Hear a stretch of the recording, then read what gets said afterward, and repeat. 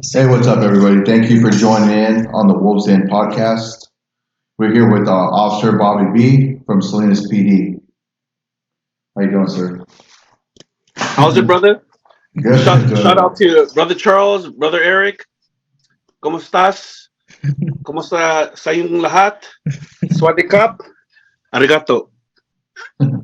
Mabuti, mabuti. So, we wanted to start by asking you how long have you been working with Salinas PD? For Salinas PD? With Salinas, 23 years, and I did 2 years in Mountain View, city of Mountain View. Okay, nice. So, in Salinas, have you made any rank, or you stay at the current rank you're at right now? I'm a patrol officer. I chose not to promote. I love training. I'm the senior FTO right now. I've trained approximately 84 officers in the city, and I have other details that I do within the department as well. Okay, can you tell us a little bit about yourself? Like as far as Salinas PD, what you've done there? Yes. Um, so since I've been there, I'm pretty much the longest lasting field training officer that's trained. I've trained since about 16 years now. I've been a crime scene investigator um, for about 4 years.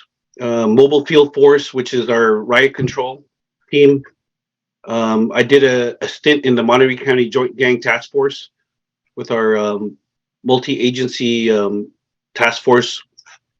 Um, I've been in the honor guard unit, officer safety instructor, and I'm currently a range master at our department.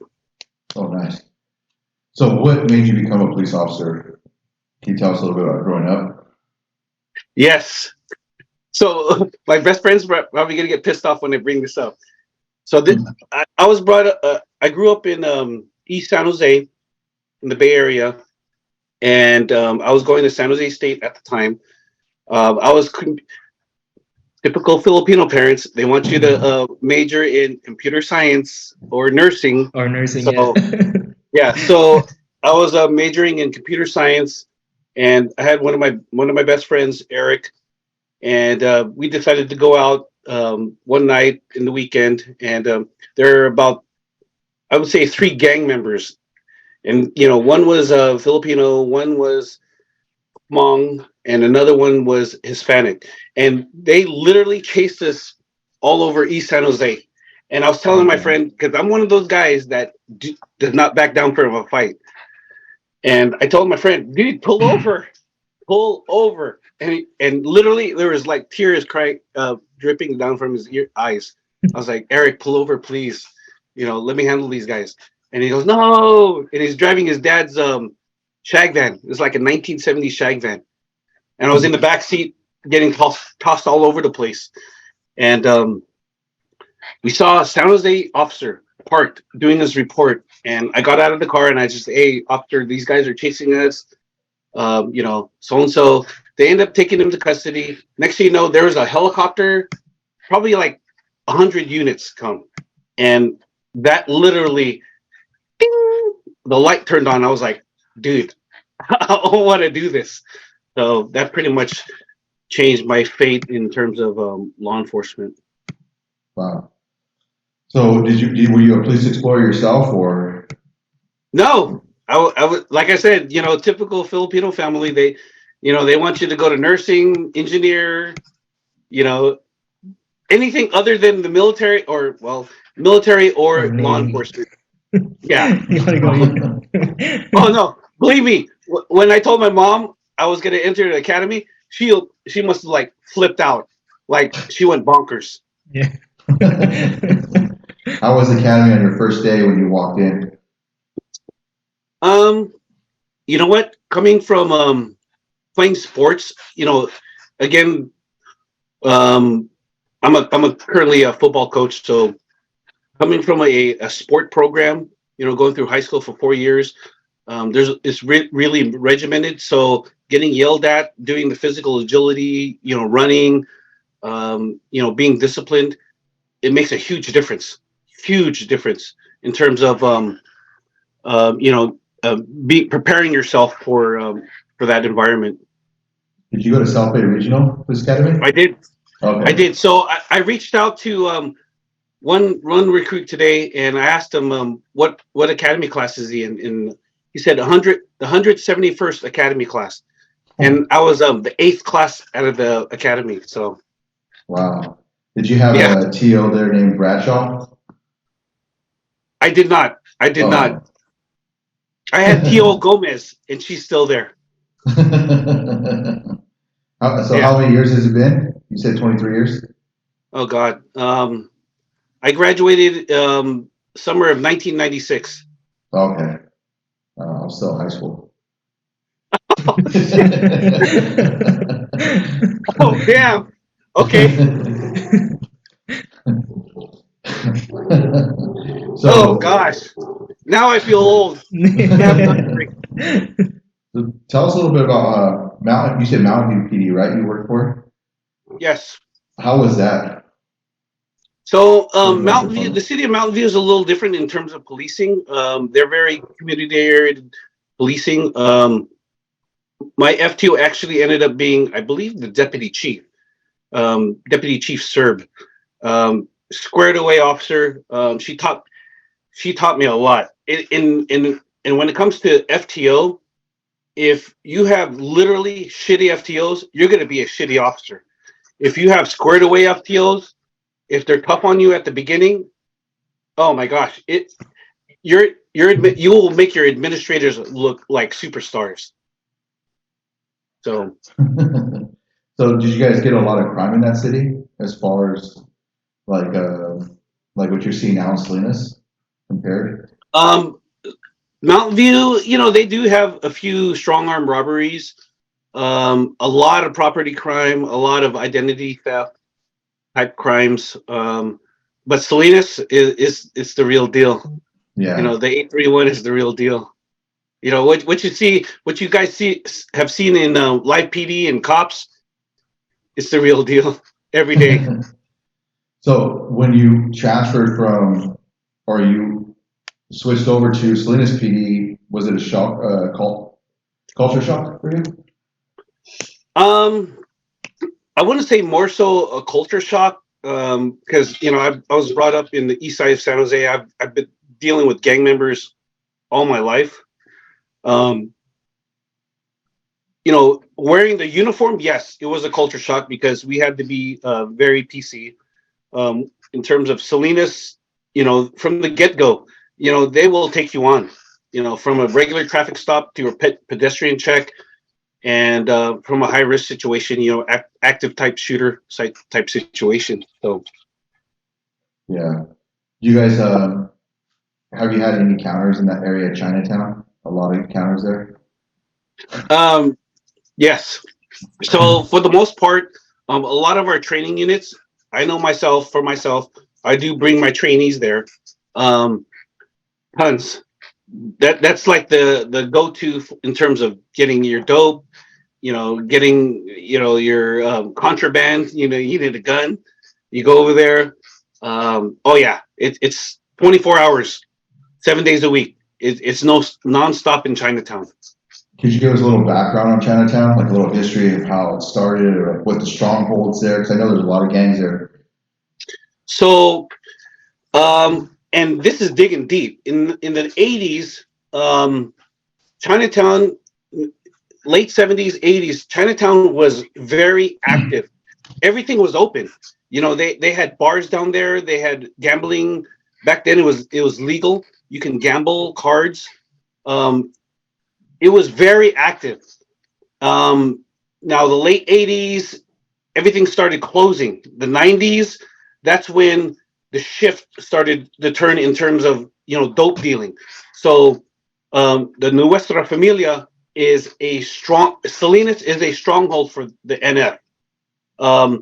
If you're Crips from Seaside, or if you're from another faction coming into Chinatown, you must pay taxes to the NF. if you don't pay taxes to the NF, they're going to get hit, and that's going to be our next homicide.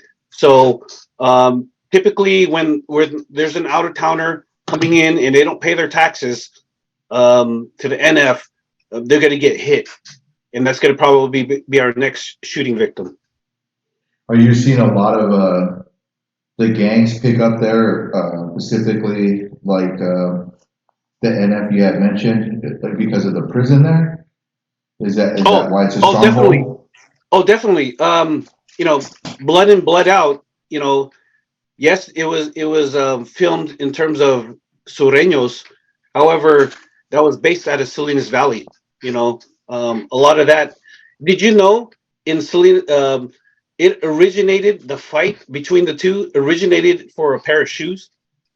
It ended That's up. what I hear. Yes, yes, it is true. That's how it all started.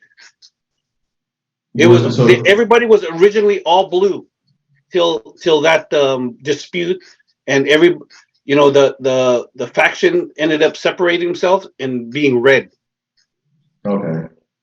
Well, I heard in prison, didn't they start when after they started having the red and blue, the bandanas came about because of was it the red from the blood of the Norteños that spilled because of that type of war that was going on in prison?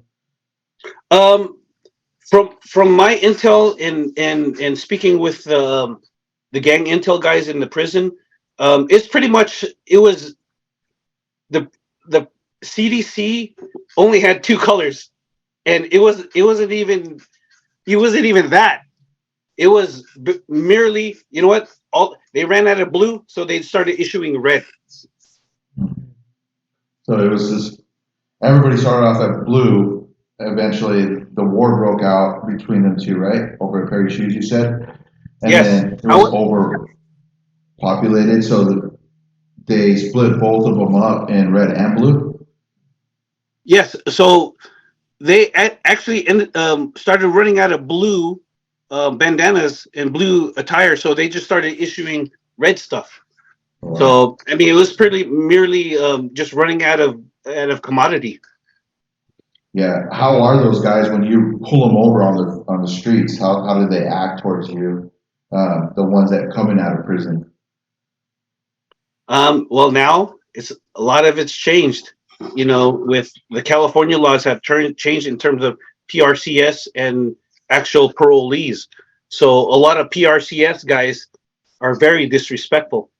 And however, they don't know that they are still under parole laws. We can still search them anytime, night or day. But these guys, you know, just because they are on PRCS, which is county probation, they think they can run amok. And you know, we still know what we can do. We still know what our limitations are. So most of them are either county probation or parole when they're coming out. Yes. Okay. Yes. So the county probation are the PRCS guys. Okay. And then, do you guys work with a lot of parole? Do you guys work with a lot of the parole agents? Yes. Okay. Yes. And they jump on our channel. We help them out. You know, occasionally we do have our bounty hunters that come out and help us out.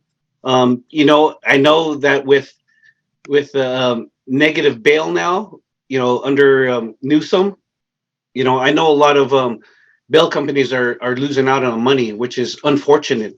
You know what what he's doing. So yeah, I was a bounty hunter, and I covered Salinas, and so I was in your city a lot and Seaside a lot in Monterey County. So I had the little bit of experience running into the gang members and having some of those cases. Man, it was pretty intense, and I worked a lot in Chinatown, conducting surveillance, trying to find out where these guys are at, and trying to locate them for the bail companies.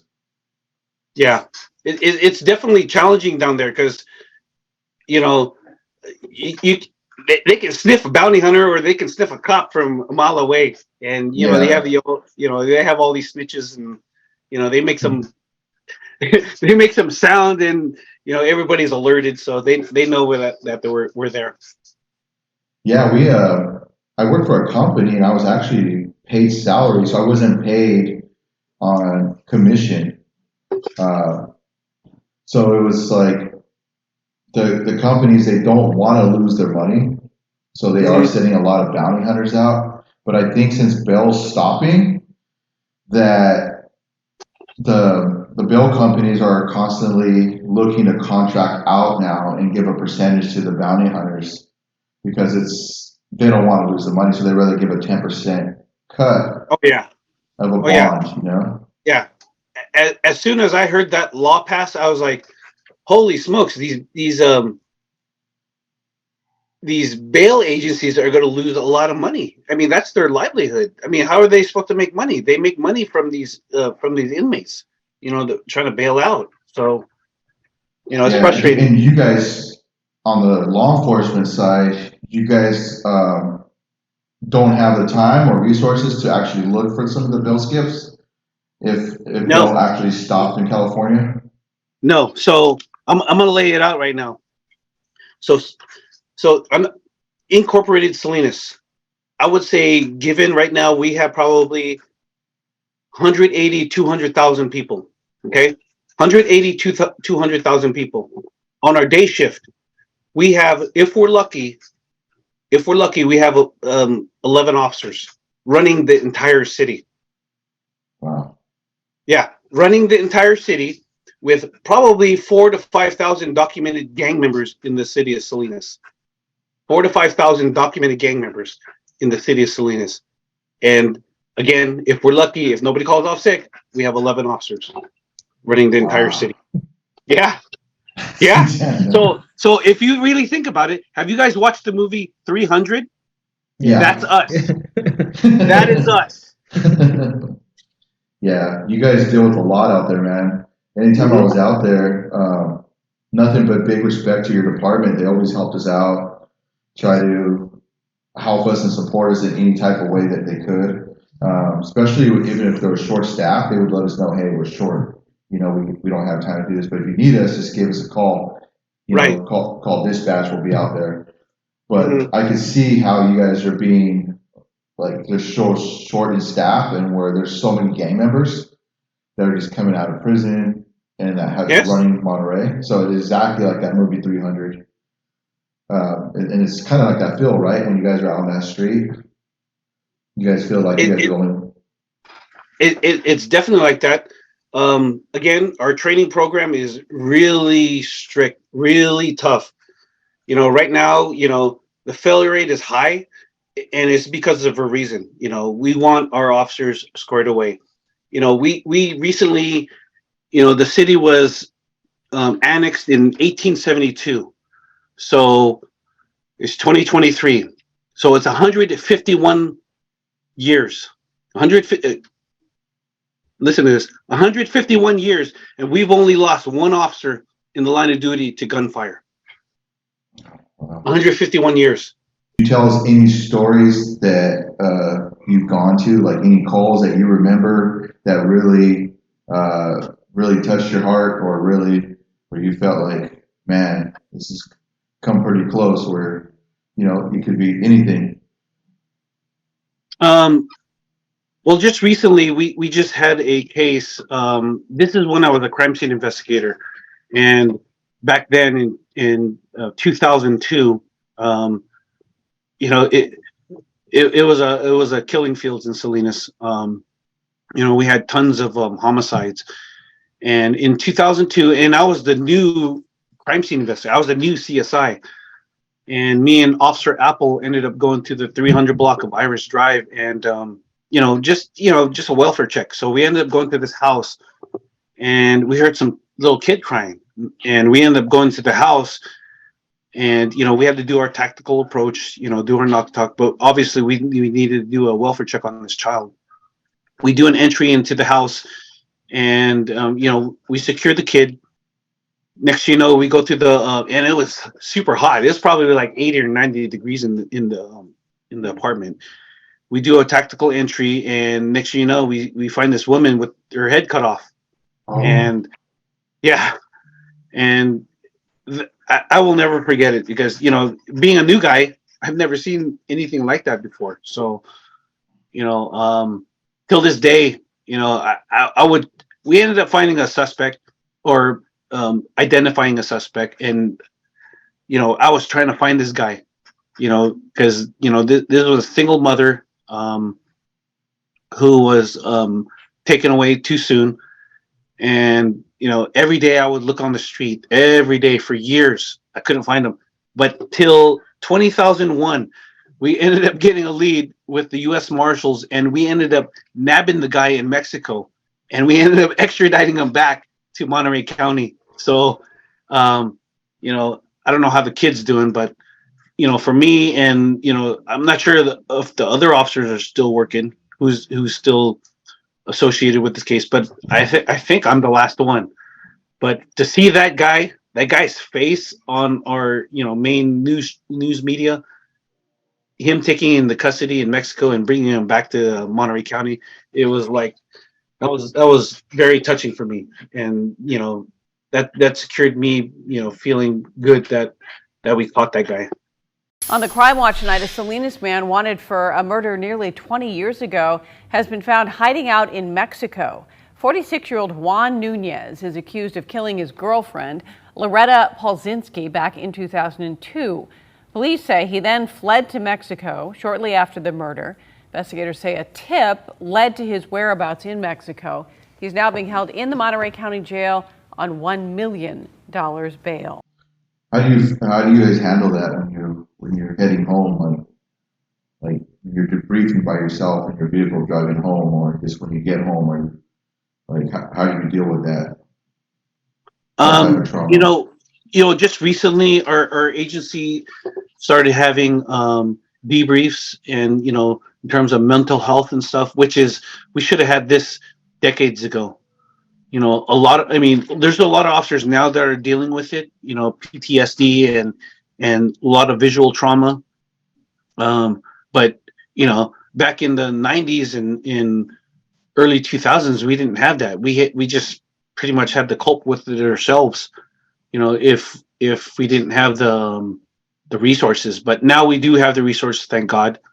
But my message to the LEOs that are watching this, if you're dealing with something, reach out to somebody. I had to deal with it, for many years, but reach out to somebody. We lost Officer Iorio from our agency. He ended up, taking his life. Again, former military, did many years in Salinas, and didn't have the outlet, to reach out to somebody and talk about it. So that's the one message that I do have for our LEOs that are watching this right now. Reach out to somebody. You're not going through this alone. I've been through it. Many other people are going through it. And if they say they're not going through it, they're fucking full of shit. They're full of shit. And they need to grab that type A personality and reach out, man. Not only are our military folks overseas that are dealing with it, our LEOs here, mainland are dealing with it. What do you, so there's like a stigma, right? Like when it comes to saying that you have PTSD, right? Like, I think that's what a lot of people run into, right? Like there's like, you're supposed to be this balls to the wall person, hardcore, freaking person, and and then you go try to get the help that you need. Do you think a lot of officers feel that they'll be looked down upon by certain people, or it'll hurt their image, or what do you think the stigma is around that? For somebody that's been in the business for this many years, yes, there is a stigma, and you know what, for everybody's mental health, they need to reach out. Get off your horse, because it'll compile and just pile and snowball, where to a point where you'll just break. And you don't want to get to that point. Yeah. You want to be in a place where you can still do your job, and operate normal as a normal person. You don't want to be hearing noises, like fireworks, and you start getting agitated, or if somebody starts arguing with you, you get easily agitated, and that's what those are signs of trauma. And my message to people out there, for our LEOs out there, get some help. It's not a big deal. It's really not a big deal. Just to talk to somebody. You talk to somebody and then go back to business. Don't keep it pent up, because that's what will get everybody hurt and get yourself hurt. So So if someone's diagnosed with PTSD, do they lose their job or can they lose their job? I mean, they could potentially. I mean, it's entirely up to them. Yeah, If they get the help, then it's again, it's up to them. If they can operate in the field safely, and if they feel that they can't operate safely, then it behooves them to pull themselves out, yeah, because they're not only a danger to the B partners, they're a danger to the public.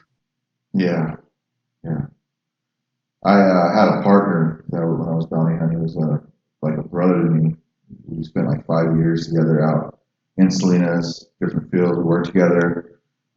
He was trying to become a sheriff for the Monterey County. I know he was like looking to become a sheriff, and he was recently going through some stuff, and he ended up passing away. He ended up taking his life, and that really affected me, because before he took his life, my phone, he was calling my phone consistently, but I was so busy, I didn't take the time to pick the phone call.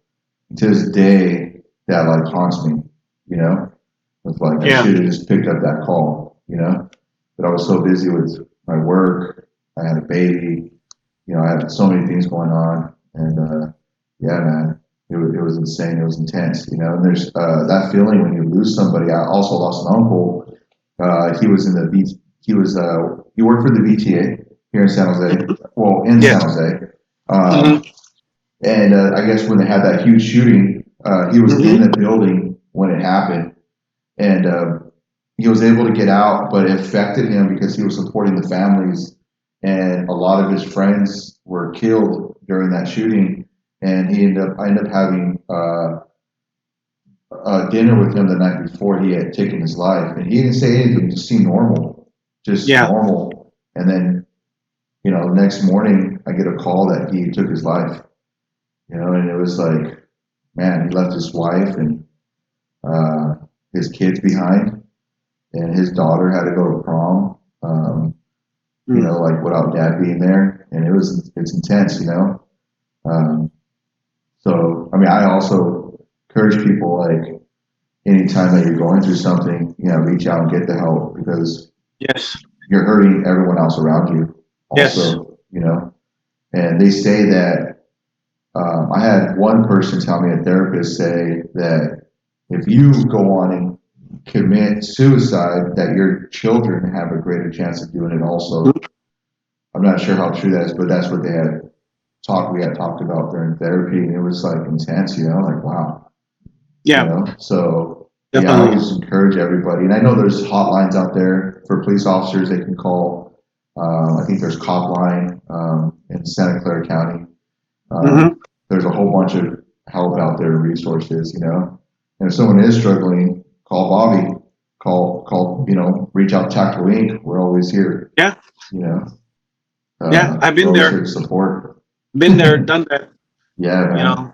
The only thing that we can do as doing things right is helping each other out. So yeah. So writing things up a little bit, you're also a coordinator for the cadets, right? I'm one of the FTOs that help out at the academy. Yes. Okay. How about the Police Explorers, the program? Oh. Yeah. So I was a police explorer, man. Yeah. So we do have a Explorer program at our department, and we have very motivated kids that want to help out and hopefully become one of our ranks in the future. But I help out with our Explorers. How do you like it? Oh, I love those kids. Yeah. Yeah. So when I was Explorer, there was this place in San Diego. It's like a little academy they would send you to for like Yes. a couple weeks or a couple days. I can't remember. This is back in when you were starting officer. I was a police explorer. So, so I remember going to this academy, and my stepfather was a retired police officer as well. So I was a police explorer for his department in Mhm. Watsonville, and I remember going to this academy and them just yelling at you, just like screaming and push-ups. And I was a chubby kid, man. And how do you guys still send your kids down there, the explorers down there? Yeah, that's they have a the annual Explorer, I guess, conference where all the explorers in the state of California go. So, well, most of them that can actually attend, they actually go there. How many explorers do you guys get that actually, after they turn of age, like 21, they can get hired legally through for the police department? How many of you guys get actually come over and become police officers or go elsewhere and become police officers? I would probably say at least 3 or 4 that I personally know of.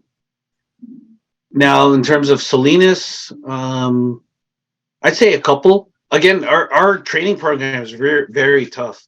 Yeah. Yeah. So, Do oh, you get yeah, people who quit? They just like can't do it. we do. Yeah.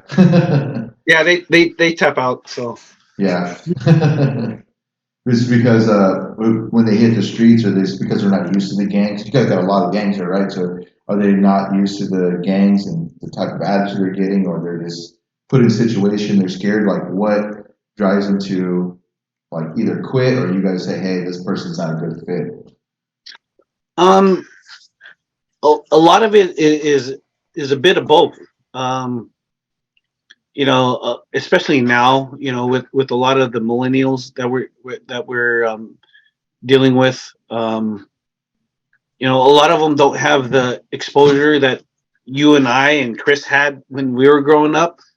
Um, you know, some of them have never been in a physical fight. So, we pretty much say, okay, go deal with that person, and they end Yeah. up fighting. So we have to actually evaluate them in terms of their officer safety and dealing with the situation. So, um, it all depends.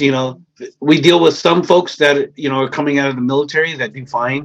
We deal with some folks that have played sports in the past that do fine. It all depends on the person. Yeah.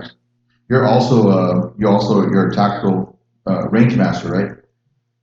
Yes, I'm one of the range masters in our department. Mhm. Yeah. Charles here. He shoots professionally. Yes, an I IPSC shooter. Yeah. USPSA.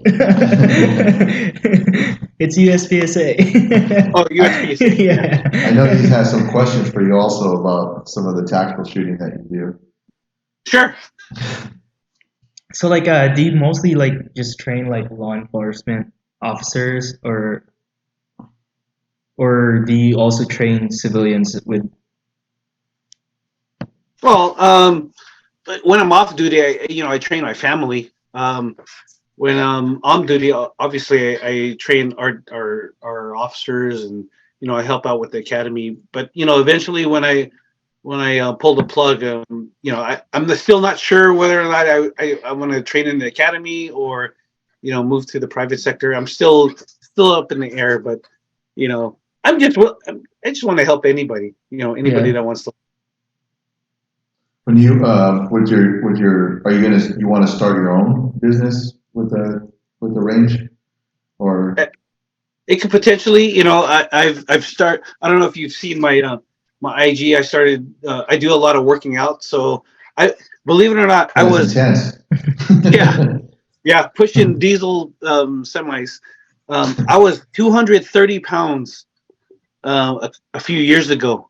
Yeah, 200 at 5'7", 230 pounds, and I cut all the way down to 178 pounds. Damn. And Just from working out, just doing working out, dieting.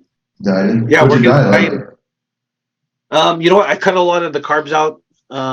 and if I do eat any bread, it's only wheat. Right, in terms of rice, us Filipinos and Oh yeah. Pacific Islanders, we love rice. So, um, no white rice, only brown rice. Brown rice. Only brown rice. So brown rice, no soda, no beer, no sugar is pretty much limited. So yeah, No soda. Wow. yeah, no soda. Believe me, No energy drinks. no. And well, sugar free Red Bull. Oh, okay. Okay. Yeah, free pre workout. Oh, for your pre-workout. So you don't actually take a Yeah. pre-workout mix. No, I don't. Oh, I just go straight to workout. yeah. What do you tell yourself when you're getting into that motivation? Because I've seen a lot of your videos and it's like pretty hardcore, and you're taking yourself to some deep waters, man. So You know what I try to tell folks, especially folks that are certainly younger than me, if you don't take care of yourself now, and I had to go through this, with my mom, seeing my mom pass, through diabetes. Because Filipino food, I'm not gonna lie, it is like super good. Like even my mom, man. Anyhow, you got to take care of yourself. It is good to indulge yourself with good food, but you just got to work out a little harder. In moderation. If you do it in moderation, you're fine. But if you eat steamed rice, eggs, topsilog, adobo, lechon every day, fuck, you're gonna get a heart attack. Oh yeah, especially with lechon, yeah. Yeah, in your 30s, bro. So. So, go I have ahead. a question about him. Like, in terms of like training, what's where the priority list is like tactical training and shooting for law enforcement? Like, is it like top or like? Well, each agency is different. We have quarterly shoots with our agency. Now our SWAT team trains once a month, so they're afforded to train once a month. With their team entries, their dynamic entries, dealing with breaching, their and everything else in that SWAT world. Our agency, we have 4 quarters, so we have to, as a range master, we have to think outside the box. We can't just deal, okay, 2 from the hip, 2 from we have to think, okay, what scenario has any agency in Monterey County have dealt with, or California have dealt with, in terms of ambushes, patrol type calls. So we have to, as range masters, we have to come up with that curriculum, to teach. Okay, let's try this car ambush. Let's try this ATM ambush. Let's try this, pedestrian check type ambush. So it's not sterile. It's not 2 from the hip. Yeah. Two, Also, it's more like scenario based, basically. Yes. Yeah. Yes. Okay. You guys, so do you guys still do you guys do any of that inside shooting where it's with that? I've seen some videos where it's pretty much it's not real fire, but you're shooting. It's almost like a video game. You know what I'm talking about? It's like they have a screen. Oh, okay. Yeah. So the academy does have that resource. It's actually in a semi truck. They actually can truck it. Yeah, you can actually request it from South Bay Regional. They'll truck it to your agency, and you can run videos based scenarios. We're actually doing it now as we speak. We're training at the Soledad Prison with simunitions. So. Oh yeah, I was about to ask about simunitions. Yeah. Like force Oh on yeah, force it hurts. training. Yeah. I'm not gonna lie. Yeah, I heard. Yeah, it's not. It's not. Paintballs. No, Yeah, this is an actual round getting hit at you, but it's at a higher velocity. So, simunition rounds is as close as you can get. So, yeah, you don't want to be shot. So Yeah. that's why simunition And that's good too training. for training, so that you know, like, oh, don't get shot. Yeah, yeah, you don't want to get shot. So Yeah. everybody's tactics are a little different. It's little bit more precise to real life. Yeah. What as far as like your guys is you guys have a canine unit, right? As for your PD. I believe I know we just had a forensics canine come on. I believe we have 5 or 6 canines, Oh, and one of them really? is a forensics canine. Oh, wow. So you guys Yes. have are they all shepherds, Belgian Malinois, or? Um, no Malinois, all shepherds. We do have again a forensics canine, and Yeah. he's neither. But that canine can sniff stuff in terms of computer stuff. So yeah, I don't know how these canines do it, but they sniff stuff through like discs, cell phones, and stuff. So Yeah. Do you guys all go through the agitator course? um not we do have volunteers. It's on a volunteer service basis. Um, they just recently sent out an email for as a canine agitator. So we'll see how many people put in for it. Yeah, I our got a bite canines are very suit. aggressive. Yeah, oh, you guys? Man, I would love to Yeah, come down and take some bites. I got my suit ready, man. I got yeah. my decoy suit, my agitator suit ready. Let me know. Oh yeah. Okay, I'll hit them up. I'll hit the lead canine up. Yeah, they get to take some bites from some big guys, man. Have you taken bites in your decoy suit or agitator suit? No, but my brother works for our department as well. I did get to see live my brother being bit on the butt. So on a call, my kuya, my kuya getting bit in the butt. Yeah, that's what he gets for not for advancing on the canine. You shouldn't be doing that. You should wait till the canine and the you, handler. you didn't want to put in to become a canine handler? You know what? Under with my property and stuff, because you have to have a garage for your canine vehicle. You have to have a cage and stuff. I've always lived in a smaller home, so I wasn't afford to have that luxury, to have the property and stuff. So Yeah, maybe when you retire, get a yeah. canine. Yeah, man. Just real quick, going back to with some of with the Salinas things we had talked earlier. We're watching a video of some of the auditors. What do you have messages? I see a lot of these videos on the internet of officers getting audited, and it seems like some of the officers engage with the auditors, and it looks like from what it looks like from our perspective as just regular people looking online, it looks like some of these auditors are engaging with arguments purposely for the views. And I get they're expressing their freedoms of express the rights that they're talking about on there, but like, why do you think some of these officers engage with these arguments with them instead of just letting them be, let them do their thing? Yeah, so we have specifically 3 or 4 of them in Salinas, in Monterey County, who actually go up to Santa Clara County, and even further, all the way to Shasta County. A lot of these guys or the officers, they let their buttons get pushed. I usually tell them, make sure you get this side, bro. This is the better side. This is the better side.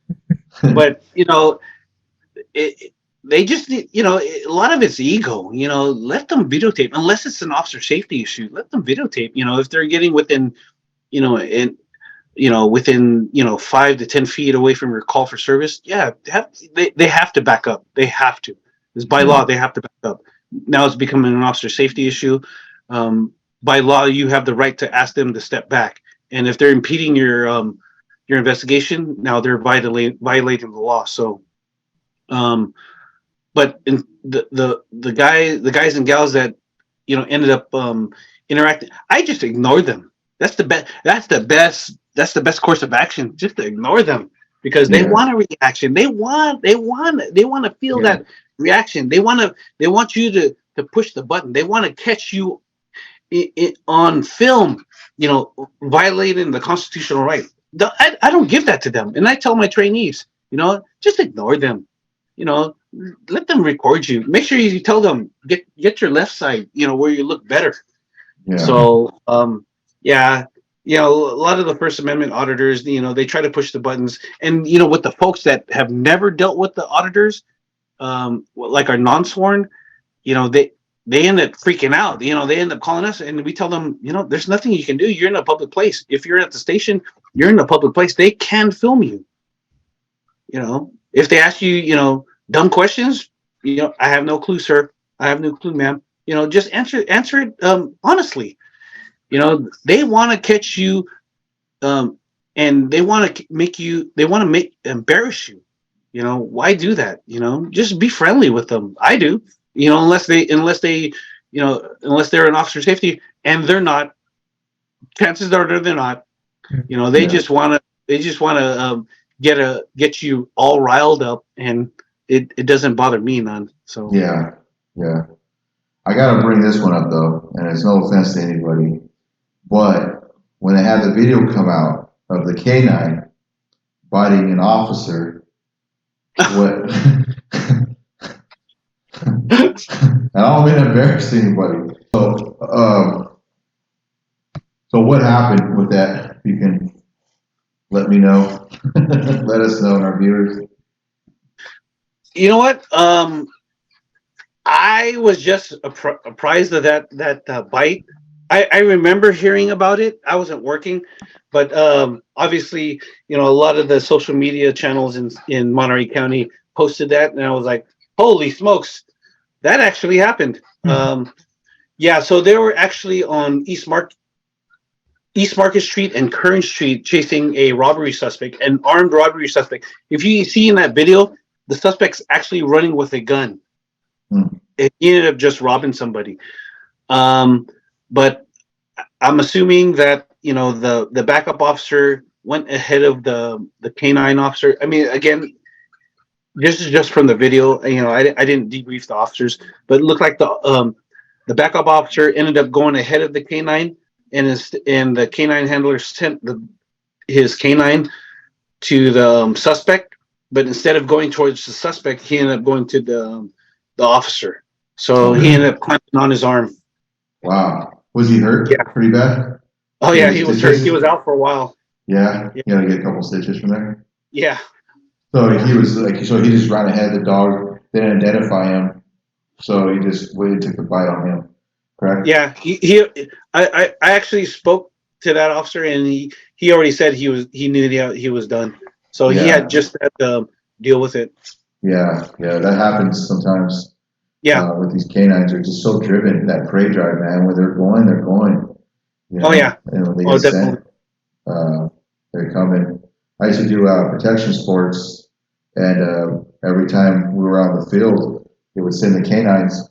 Well, the protection, it's a sport, so they would send the Belgian Malinois flying Yeah. at us. But everybody else who was watching in the club, it's a club, would have to have the bite suits next to us. Sometimes they would just lose focus and just want to come at the crowd, So you got to have something ready to go, so the dog can bite on the sleeve or something else, so he's not biting just that random person. But yeah, man.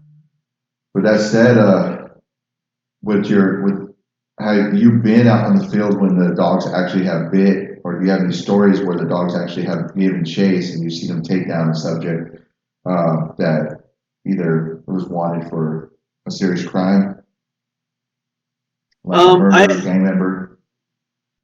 Oh, yeah. So we're in East Salinas at Paloma and Cross Avenue. This was at least a 3-mile pursuit. The guy ended up crashing. I get up a pursuit for at least a half a block. We're going toe to toe. Back then, this is pre-taser, pre-body cam. So this is like 3 o'clock in the morning. I'm actually going toe to toe with this parolee. This is a bigger guy. He's about 5'10", 220. Built, he was fat. These parolees work out. So I'm going toe to toe with him, and I ended up getting him getting on the ground, and getting him on a control hold. I get my pepper spray. I'm just peppering him in the face. He's eating it all up. Like tapatio. Nothing. It's not even affecting him. So I see my backup officers, Commander Bravo, ended up coming around the corner like slow motion. I was like, oh, thank God.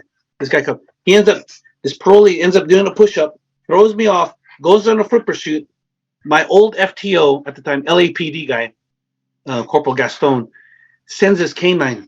And this is Canine Cleef. And this canine was called the Land Shark in Salinas. Everybody, every parolee, every probationer knew the Land Shark. So as soon as the Land Shark was sent, game over.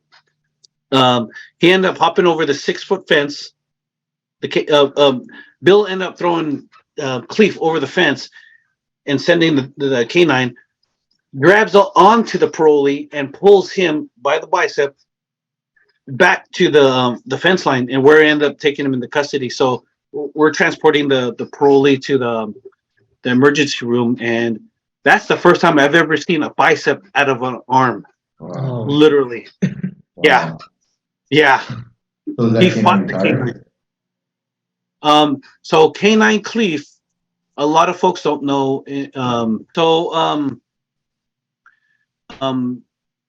Handler Bill ended up sending Canine Cleef over the fence line, ended up apprehending this parolee suspect. Obviously wanted for a multitude of violations, but that was the first time I have ever seen a bicep out of an actual arm. Yeah. I ended up transporting the suspect back to the emergency room, and yeah, I mean the guy said, I shouldn't have ran, I shouldn't have fought you. I apologize, officer. That was back then where parolees and probationers actually knew if they ran or if they fought us, that they knew it was coming to them. But now, it's a little different.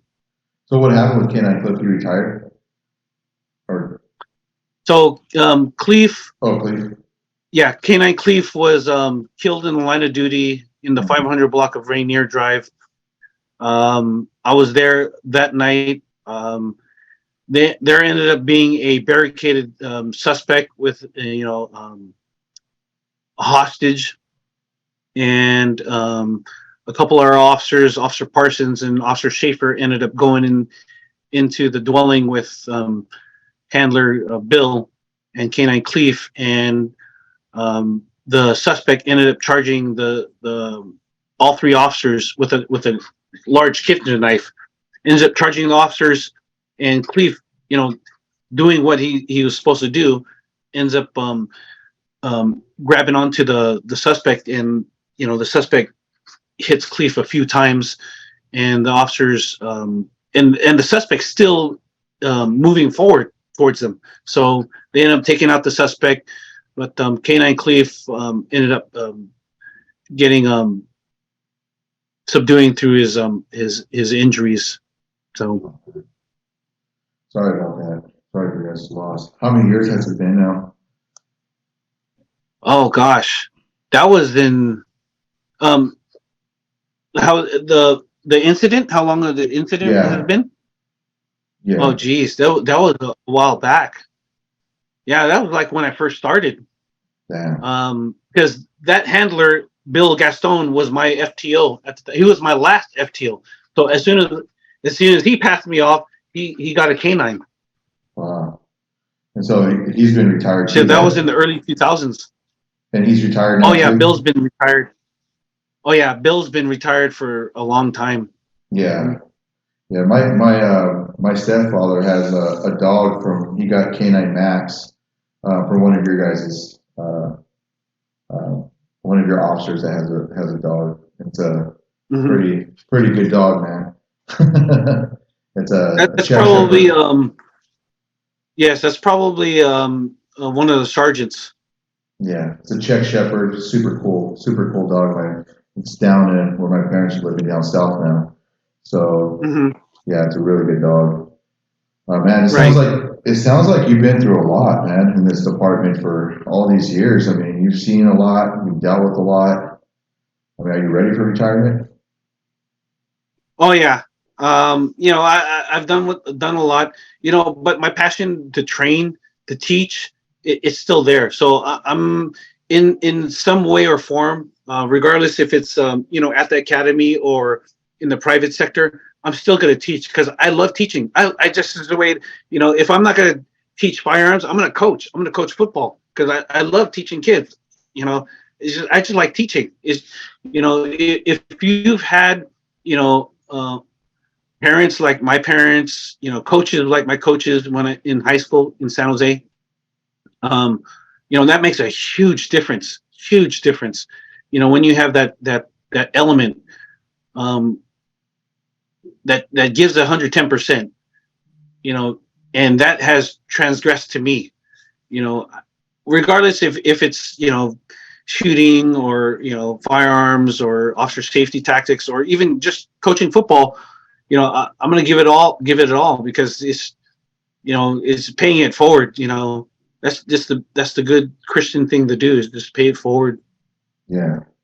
Yeah, man, I would like to link up with you too. And also when we have our tactical ink events, we bring the dogs out and put some people through some scenarios and have you there maybe doing some self-defense for some of the civilians that are here, that are non-law enforcement or even the ones who are law enforcement or security. Oh, definitely. It'd be fun, we usually Oh, definitely. Go ahead. I would love that. Yeah, we rent a field out and we do like we'll do like some fake home evasions. We'll do some carjacking scenarios. We'll have the dogs, see if the dogs are responding, and then also teaching the handler like how to protect your dog in those situations. Because oh yes, if you're sending your dog and your dog's biting on someone, I mean and that person's hurting your dog, you gotta learn how to get that dog off and protect your dog also at the same time, oh yeah, yeah.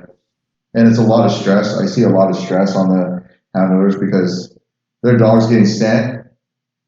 Say a normal person, a civilian, sends their dog, and that protection dog is sent it. The dog takes a bite, and they have every right to do it if the person's trying to harm them or hurt them in any way.